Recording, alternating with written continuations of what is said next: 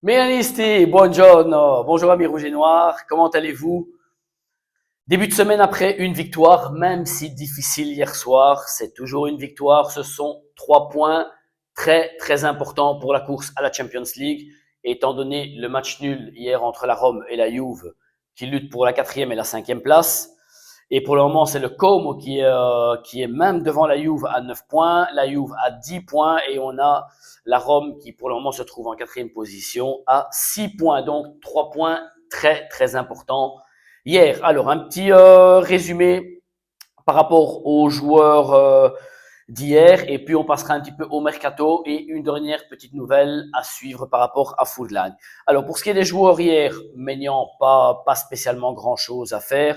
Au niveau de la défense, Tomori, match correct. De Winter qui prend pratiquement tout de la tête. De Winter qui est en train de progresser au niveau défensif, au niveau titularité, donc bien pour ma part. Donc voilà, espérons que ce joueur va continuer à progresser. Pour moi, il devrait avoir un pas un peu plus rapide de celui-là qu'il a pour le moment. J'ai toujours une impression de lenteur, mais bon voilà, de mieux en mieux. Pavlovic, qui, quoi qu'on en dise, même si de temps en temps il y a une petite erreur ou quoi, qui est toujours un des plus réguliers, un de ceux qui met de la hargne sur le terrain, qui apporte du danger parce que quand il monte balle au pied, il est toujours dangereux dans une défense adverse, qui a buté encore hier. Donc voilà, un Pavlovic encore décisif et qui pour moi fait du bien au niveau de la hargne et de la mentalité, très bien.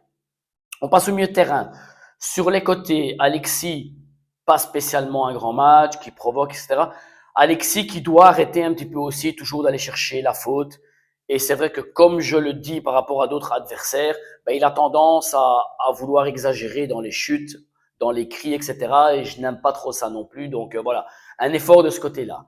Bartezaghi, pas très bien hier. À un moment donné, il s'est fait filer par joueur de la Cremonese. Son nom ne me revient plus, joueur de la Cremonese, qui avait déjà buté, je pense, au match aller contre le Milan. Ce garçon-là fait 2 matchs par an contre le Milan. Mais bon, voilà. Erreur défensive, inattentif.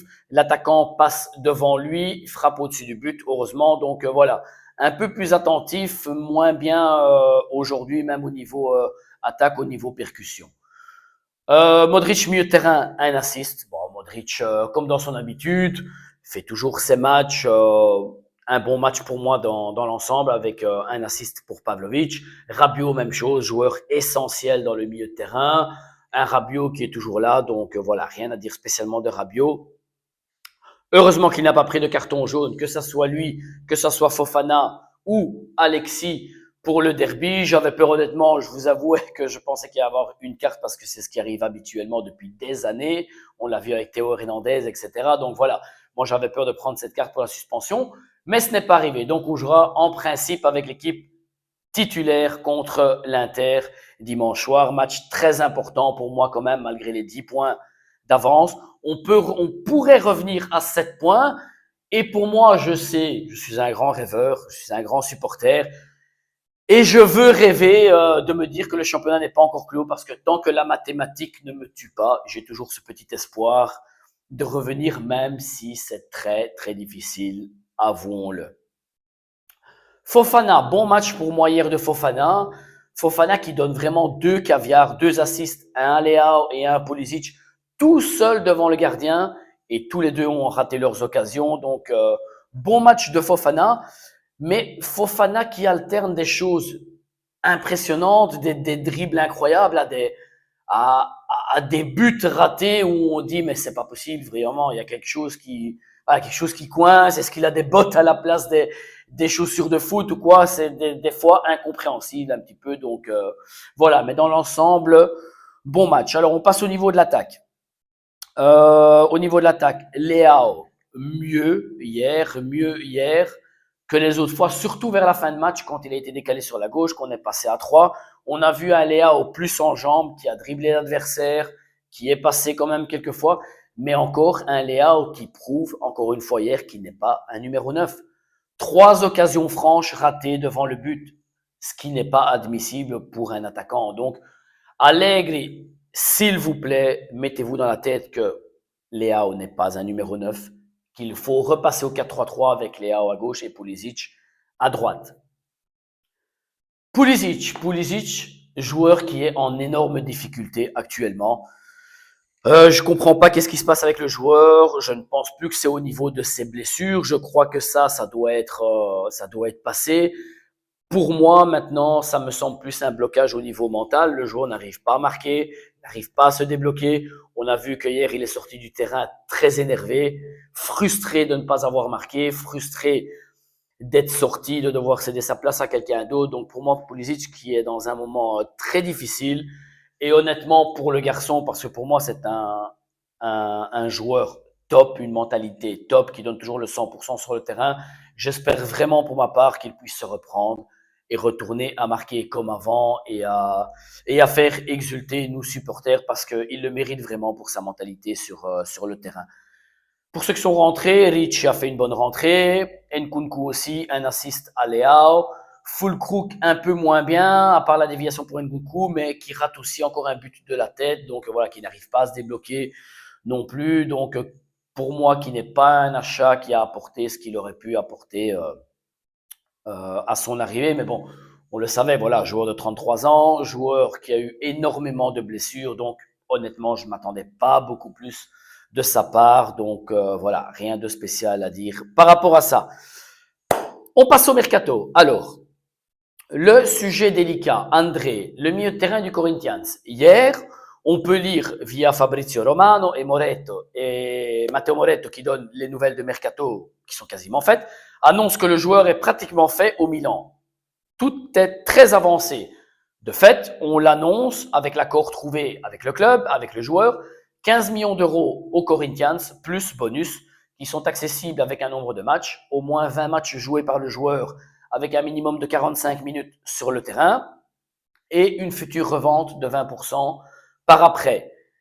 Ça, c'est pour ce qui est 70% de la part du club. Les 30% restants sont à l'agent et aux joueurs qui ont renoncé à leur part pour favoriser le transfert à Milan. Ce qui se passe, c'est qu'il manquait hier la signature du président du Corinthians et qui aujourd'hui va annoncer officiellement qu'il ne donnera pas son accord pour le transfert. Pourquoi? Parce qu'il y a la furie des supporters qui ne veulent pas faire partir le joueur, qui estiment que le joueur n'est pas payé assez, et l'entraîneur qui n'est pas content de son départ non plus parce qu'il veut que le joueur soit remplacé aussi.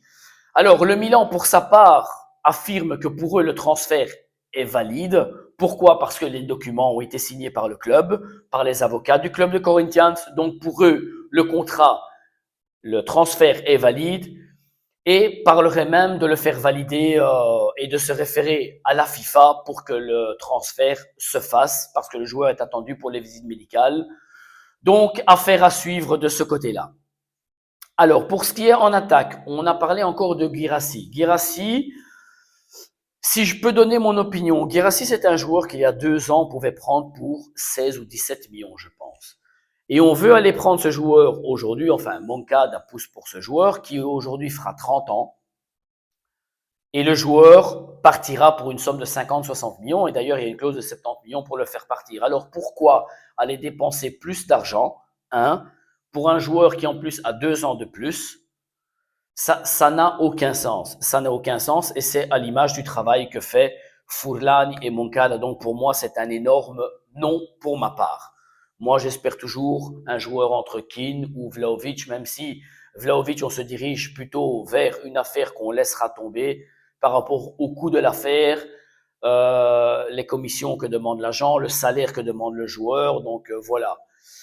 Espérons pointer peut-être sur Keane. Pour moi, ça serait très bien, un joueur italien, un joueur qui marque, qui est jeune, qui court sur le terrain de la première à la dernière minute. Donc pour moi, j'espère qu'on se dirigera plutôt vers cette situation-là, avec un deuxième achat en attaque, qui pourrait être par exemple un Pellegrino du Parme, un Tresoldi de Bruges, mais qui devrait être un attaquant réserve et non pas un titulaire. On va parler ensuite du défenseur central. On a toujours le nom de Gila de la Lazio qui sera fait en principe pour une somme avoisinant les 20 millions d'euros. On parle d'un accord déjà fait avec la Lazio sur la même chose. Et le Milan reviendrait sur Joe Gomez parce qu'on prendra 2 défenseurs centraux en principe.